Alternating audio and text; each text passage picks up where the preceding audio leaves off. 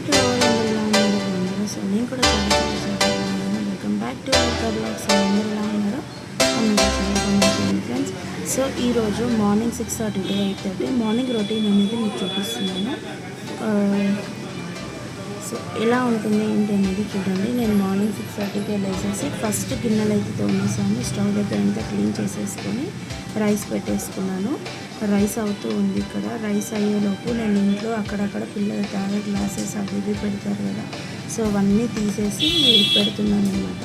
So ఇక్కడ పిల్లలు కూడా లేచేసారు. పిల్లల దగ్గర ఒక గుడ్ హ్యాబిట్ ఉంది అంట, లేవగానే వాళ్ళు లేవగానే పక్క బట్టలు ఏవైతే ఉంటాయో వాళ్ళవి వాళ్ళే మడత పెట్టేసుకుంటారు. సో నాకు వాళ్ళ దగ్గర నచ్చిన గుడ్ హ్యాబిట్ అయితే ఇదన్నమాట. వాళ్ళు ఒక మంచి పని చేస్తారు పిల్లలు. అండ్ ఇంకా మా పాప కూడా నాకు వర్క్లో చాలా హెల్ప్ చేస్తుంది.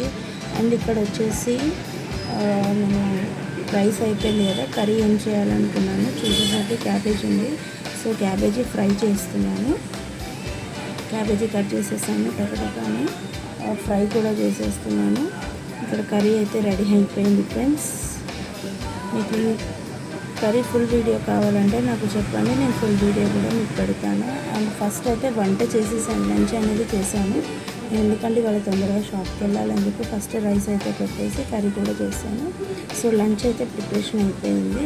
అండ్ నెక్స్ట్ బ్రేక్ఫాస్ట్కి నేను ఉల్టా చేశాను ఈరోజు. బ్రేక్ఫాస్ట్ ఫస్ట్ ఉండాలి. సో కాకపోతే నేను లంచ్ అనేది ఫస్ట్ చేశాను అనమాట, కొంచెం తొందరగా వెళ్ళాలి అని. సో నెక్స్ట్ ఇక్కడ బ్రేక్ఫాస్ట్ వచ్చేసి దోశలు పోస్తున్నాను.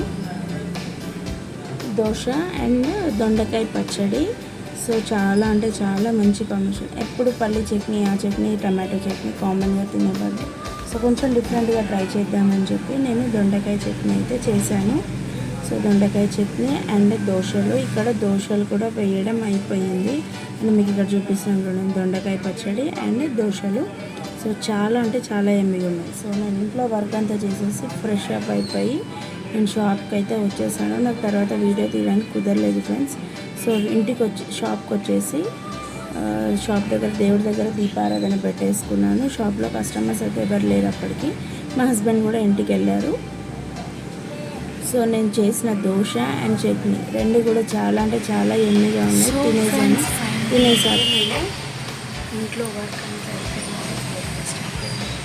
లంచ్ ప్రిపరేషన్ ఉంటుంది, అన్నీ అయిపోయినాయి. సో ఫాస్ట్గా నేను షాప్కి వెళ్తాను. నేను షాప్లో కూడా దీపారాధన చేసుకొని టిఫిన్ తినేసి చిన్న కస్టమర్స్ వస్తే ఇంకా అటెండ్ చేసుకున్నాను అనమాట.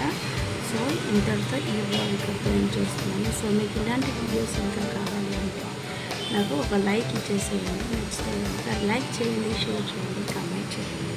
ఓకేనా? Don't forget to subscribe Lalitha vlogs. Bye.